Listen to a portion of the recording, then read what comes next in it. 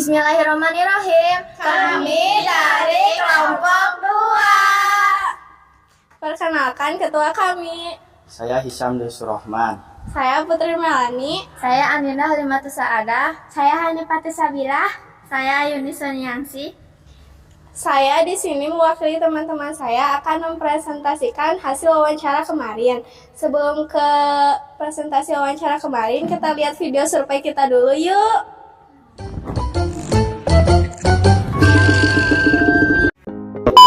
Halo guys, di sini saya sebagai perwakilan dari kelompok 2. Kami di sini akan menjelaskan satu produk makanan yaitu kedai pangsit Bunting. Selamat menyaksikan.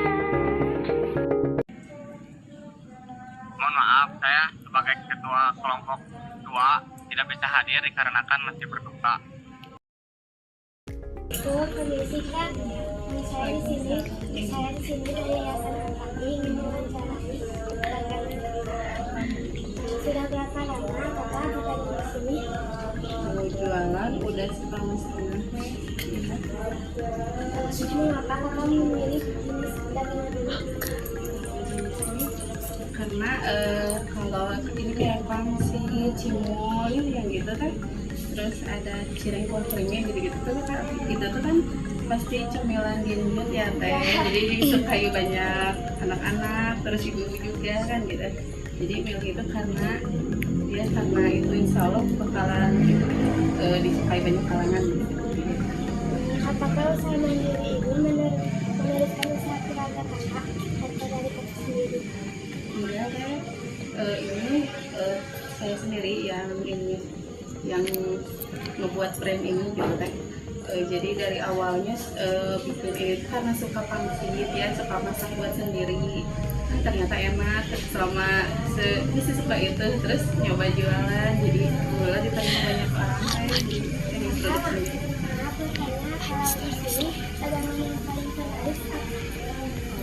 Paling itu bestsellernya pangsit kuah creamy ya, sama cireng kuah creamy juga, sama cuanki. Tapi yang bestseller pangsit sama cirengnya.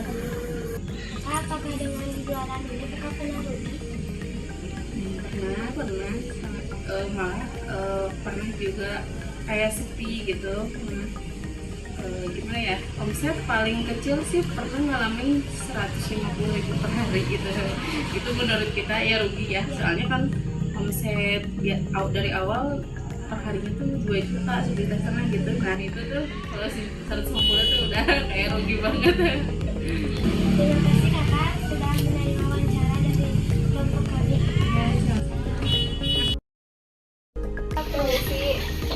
Saya mau bertanya, kalau untuk cirengnya isi apa aja? Ini si ayam suwir bekas teh buat dimasukin ke kuah creamy.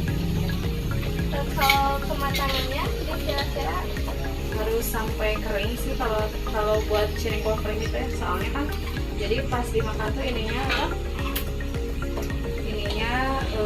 crunchy ya, terus dimasukin ke kuah jadi gak gampang lembek kan.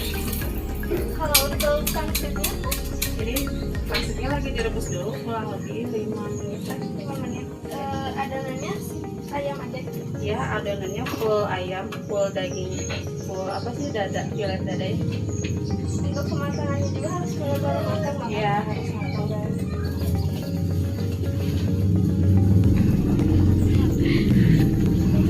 Untuk bumbunya ada apa aja ya Kak?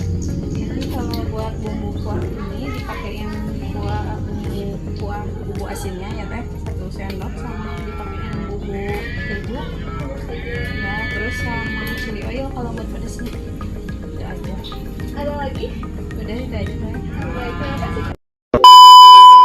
Halo guys, terima kasih telah menyaksikan video ini. Semoga apa yang kita sampaikan dapat bermanfaat bagi kalian. Jangan lupa jajan kedai pangsit Bunting. Dadah. Di sini saya mewakili teman-teman saya untuk mempresentasikan wawancara kemarin. Latar belakang penjual kedai pangsit Bunting.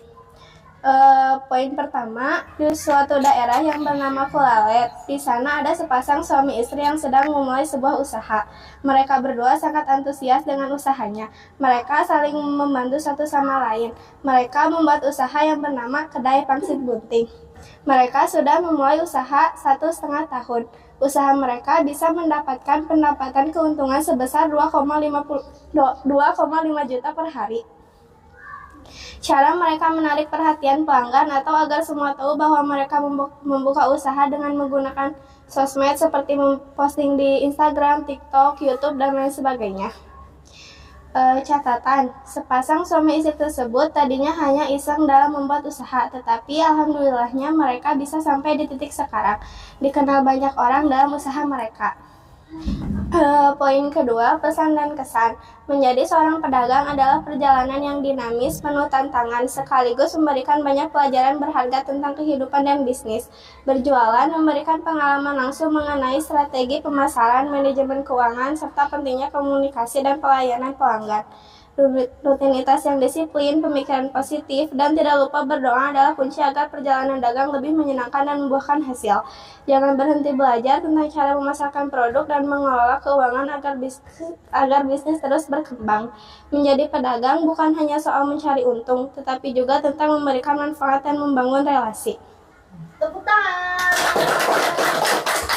Nah, untuk sekarang ada sesi tanya jawab. Coba dari kalian ada yang mau bertanya kepada kelompok 2? Izin bertanya kepada kelompok 2. Di hasil wawancara kemarin, apakah kalian mempunyai kendala atas wawancara tersebut? Terima kasih.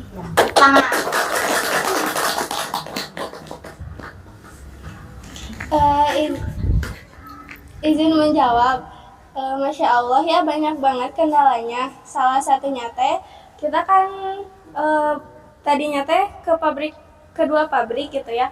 Pabrik pertama teh ke pabrik tempe, tapi di pabrik tempe teh ditolak gitu ya. Emang ada sakit hatinya, tapi kayak ya udah berarti dijadiin pelajaran aja buat kedepannya.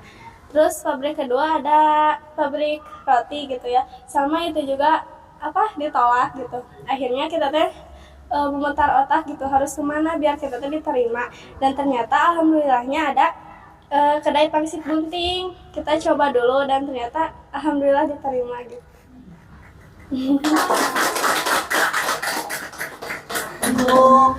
Untuk kesan dan pesan dari kalian secara pribadi ya, ini secara pribadi coba ada.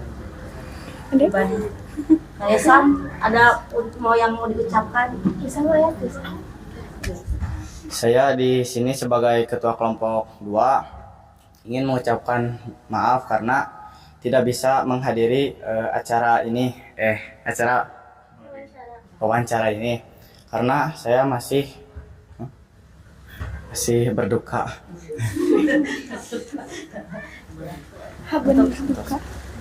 Ya, untuk yang lain gimana kesannya? Seru. Nambah pengalaman, seru. Untuk kelompok 2 cukup ya. Ada yang bertanya yang gimana? Bentar Ibu, kita mau berterima kasih dulu kepada kakak yang nonton ini atau ya yang ada di Kedai Pangsit Bunting. Kita mau berterima kasih banyak sudah mau gitu sama kita diwawancara, direpotkan. Semoga dagangan kalian makin laris manis, disukai banyak orang. Amin. Lokasinya ada di Kulalet, pokoknya mah di Bala Endah, di Kulalet. Masuk gang. Tering doa jazakallah khairan kasiran. Ayo tepuk tangan.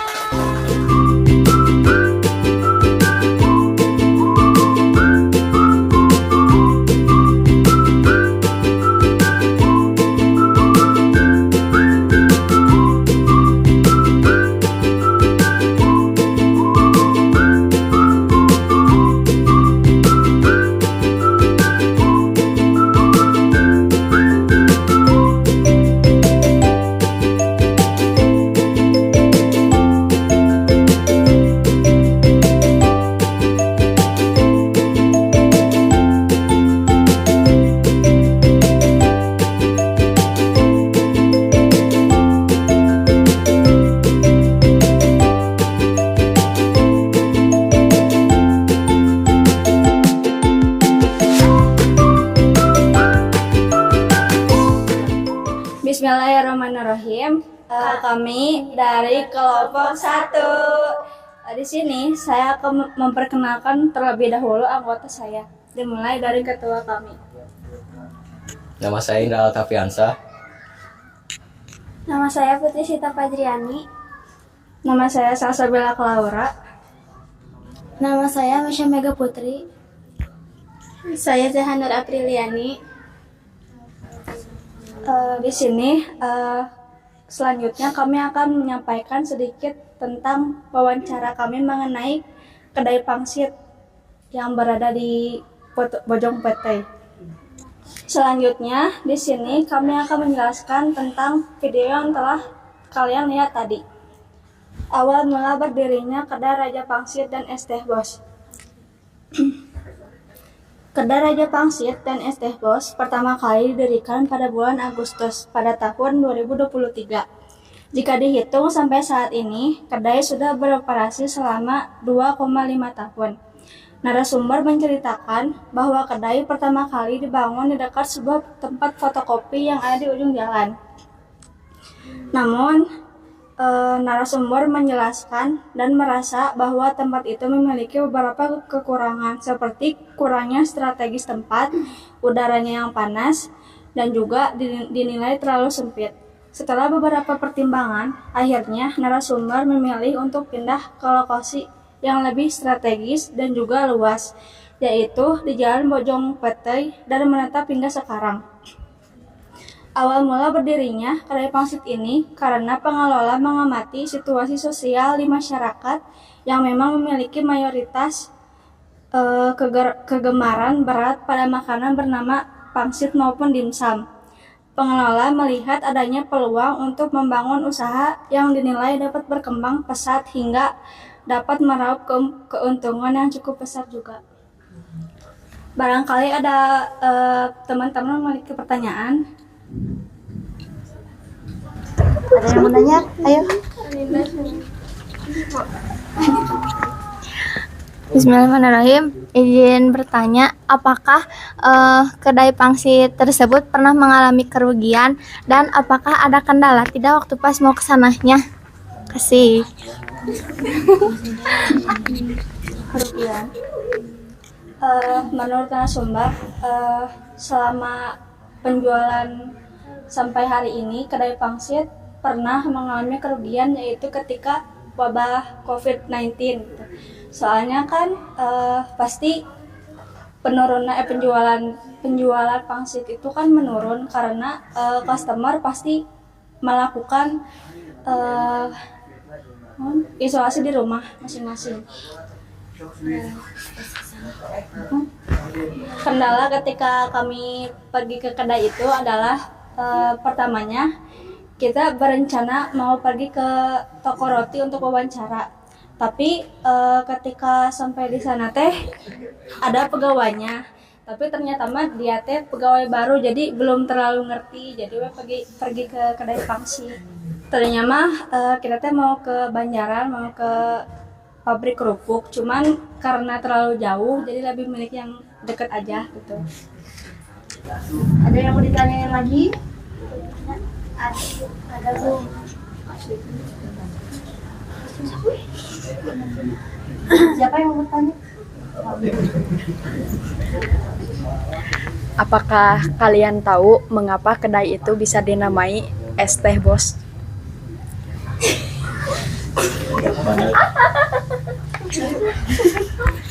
Mungkin di alasan dinamakannya Es Teh Bos karena ukurannya yang besar gitu, cupnya yang besar dan juga banyak, jadi mungkin masuk akal sebut Es Teh Bos gitu.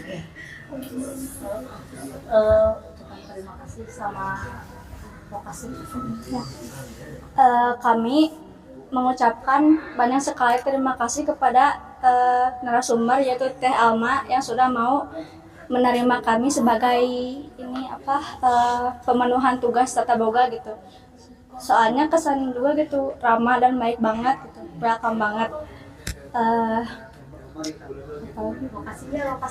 Lokasinya ada di Jalan Bojong Petei. Ayo tepuk tangan untuk Bismillahirrahmanirrahim. Halo semuanya, kami dari kami dari kelompok 3. Di sini kami akan memperkenalkan terlebih dahulu, dimulai dari ketua kami. Perkenalkan, nama saya Muhammad Reza Munawar. Saya Sophia Nurul Fadilah. Perkenalkan, nama saya Julita. Perkenalkan, nama saya Najwa Tazkiatul Gina. Perkenalkan, nama saya Ismi Fatur Rahman Rasyidin. Perkenalkan, nama saya Amira Putri. Di sini kami sudah mengunjungi pabrik kerupuk jengkol, dan mungkin di sini kami akan menunjukkan video yang telah atau dokumentasi yang telah kami buat. Terima kasih. Summer days rushing by you and me makes it harder to see underneath. Did we ever know? Did we ever know? Did we ever know? Is it all inside of my head? Maybe you still think I don't care, but all I need is you. Yeah, you know it's true. Yeah, you know it's true. Forget about where we are and let go. We're so close. If you don't know where to start, just hold on and don't run. No, we're looking back. We messed around, but that was then, and this is now. All we need to know. Mungkin di sini saya akan mempresentasikan hasil yang sudah kami wawancarai. Yang pertama, nama produknya yaitu kerupuk jengkol Mang Indau. Lokasinya ada di Kulalet, Jawa Barat. Tahun berdirinya yaitu sekitaran tahun 2020. Latar belakangnya, usaha ini lahir di tengah masa sulit pandemi COVID-19 sebagai respon terhadap krisis ekonomi, sekaligus upaya menciptakan peluang baru secara mandiri. Visi dan filosofi produk. Ide pembuatan pabrik ini didasari oleh semangat pengembangan makanan tradisional khas Sunda. Selama ini, jengkol lebih dikenal sebagai lalapan atau hidangan meja. Inovasi ini bertujuan untuk meningkatkan nilai ekonomi jengkol, menjadikan jengkol sebagai kudapan atau kerupuk yang bisa dinikmatin kapan saja dan oleh siapa saja. Melestarikan cita rasa lokal melalui pengemasan yang modern dan produksi skala pabrik. Analisis keuangan dan operasional. Berdasarkan data operasional, berikut adalah gambaran kondisi finansial usaha. Modal awal membuat kerupuk jengkol yaitu sekitar 25 juta dan volume penjualan sekitar 30 kilo hingga 90 kilo per hari. Estimasi omset per harinya yaitu 1.500.000 per hari.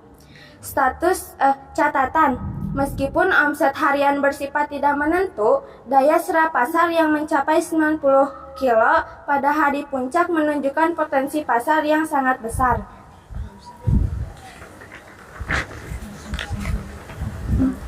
Kendala dan tantangan. Dalam menjalankan usaha ini terdapat beberapa kendala utama yang dihadapi.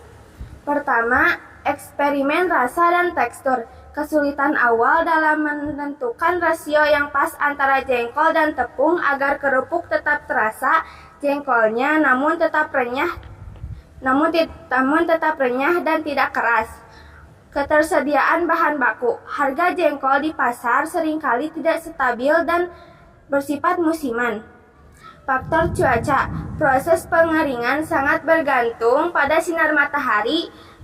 Cuaca mendung dan hujan dapat menghambat kecepatan produksi. Mengolah jengkol dalam skala pabrik memerlukan penanganan limbah dan aroma agar tidak mengganggu lingkungan sekitar. Kesimpulannya, kerupuk jengkol Mang Indau adalah contoh nyata usaha yang mampu bertahan dan berkembang di tengah krisis COVID-19 dengan modal ketekunan setelah gagal berkali-kali. Usaha ini terbukti memiliki model bisnis yang sehat tanpa kerugian dan berhasil mengubah persepsi bahan pangan tradisional menjadi produk camilan yang bernilai jual tinggi. Kasih dari kami, barangkali ada pertanyaan dari kalian. Izin bertanya, sebelum kalian ke pabrik jengkol, kalian mencoba ke pabrik mana dulu? Dah. Izin menjawab. Jadi sebenarnya sebelum kita pergi ke pabrik jengkol, kami mencoba dulu ke pabrik tahu, dan sebelum itu kami ingin pergi ke pabrik roti karena nggak jadi karena sedang direnovasi, jadi kami mencoba untuk pergi ke pabrik moring.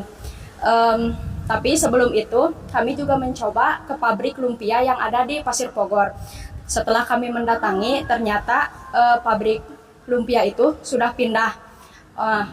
Setelah itu kami pergi ke pabrik tahu, dan yang sebagian juga pergi ke pabrik moring. Setelah kami pergi ke pabrik moring, ternyata pabrik moring juga sudah pindah. Nah, selesai itu kami juga langsung pergi ke pabrik tahu dan langsung mewawancarai ke bapak-bapak tahunya. Karena kami belum merasa puas dengan jawaban wawancara pabrik tahu, kami pergi ke pabrik jengkol. Nah, dari situ alhamdulillah Terjawab ya. Ayo kasih tepuk tangan untuk kelompok. Terima kasih kepada Ibu Heni dan Mang Indau terhadap menerima kami untuk mewawancarai dan memperlihatkan cara pembuatan kerupuk jengkol. Dan kalian juga jangan lupa mampir ke pabrik kerupuk jengkol yang ada di Kampung Kulalet yang ada di RT 1 RW 9 di Bojong Malaka. Mungkin dari kami terima kasih. Wassalamualaikum warahmatullahi wabarakatuh. Assalamualaikum warahmatullahi wabarakatuh. Kami dari kelompok 4 si paling heboh dan rego dan rempong. Kami akan memperkenalkan diri satu persatu mulai dari ketua. Perkenalkan, nama saya Wirasmara. Perkenalkan, nama saya Lina Paulina. Perkenalkan, nama saya Syamalina Rahmah. Perkenalkan, nama saya Siti Nur Anggraeni. Perkenalkan, nama saya Seni Nur Laila. Perkenalkan, nama saya Denisa Aulia. Setelah kami memperkenalkan diri, kami akan menunjukkan sebuah video yang kami sudah wawancarai. Selamat menyaksikan video yang kami edit.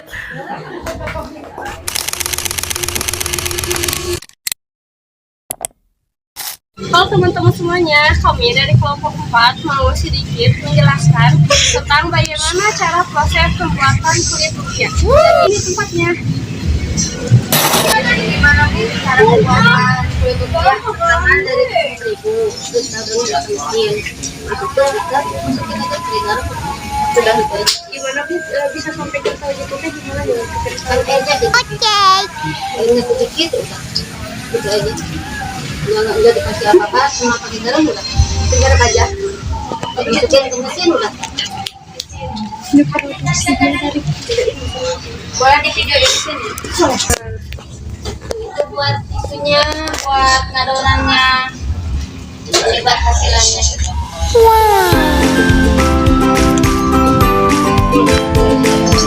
Mulai produk gimana kok yang manual? Manual mah seperti itu aja. Harusnya kental. Kalau nggak kental nggak jadi barang. Dan ini cara pembuatan kulit lumpia manual.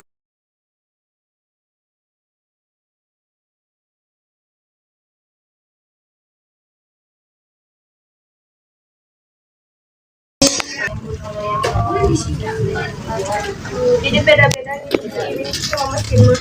Kalau terima disamain aja. Nah, jadi ini teman-teman cara proses pembuatan kulit lumpia menggunakan mesin.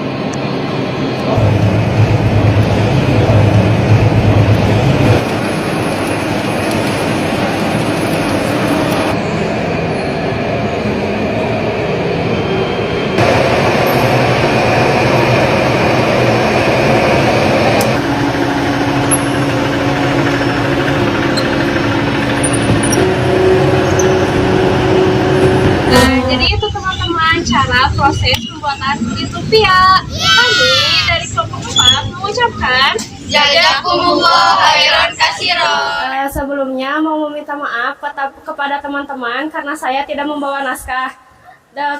Saya akan menceritakan sedikit awal mula gimana perjalanan ibu itu bisa menjual lumpia. Sungguh mengesankan setelah kita tahu bagaimana perjuangan seorang ibu yang bisa dibilang buat mencari nafkah. Dari muda, awal mulanya seorang suami istri yang sudah mempunyai satu anak yang di masa itu sulit untuk mencari ekonomi, apalagi diuji gitu ekonominya.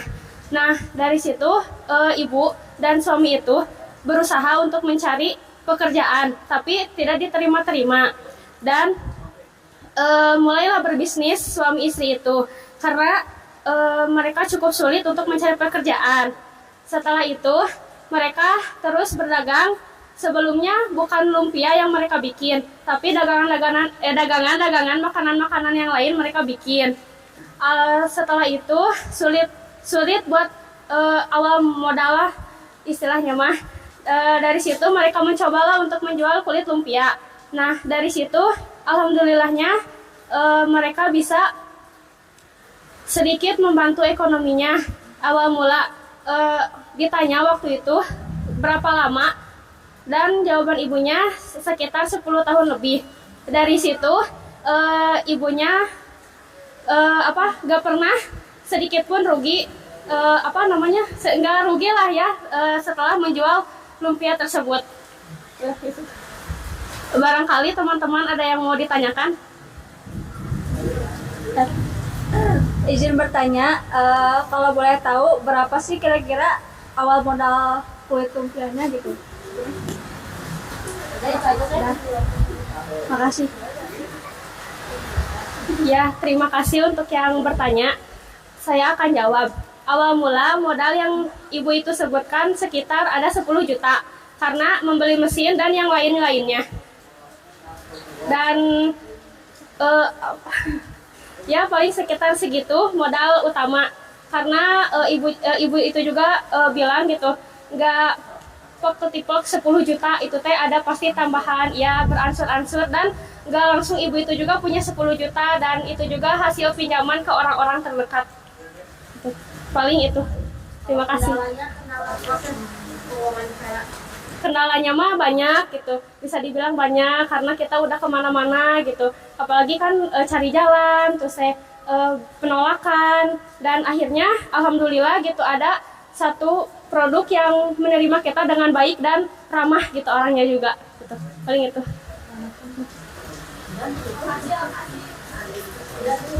Mau bertanya lagi, ada pertanyaan lagi? Boleh. Coba.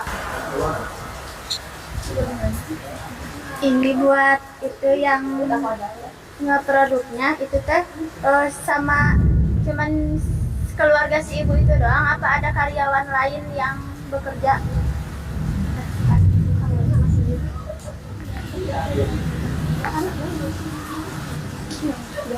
Terima kasih buat pertanyaannya. Jujur waktu itu sebelum wawancara pernah nanya gitu, ibu ini teh ada karyawannya enggak? Ternyata enggak, itu anak sendiri yang kerja gitu, bantuin orang keluarganya gitu. Udah paling itu aja.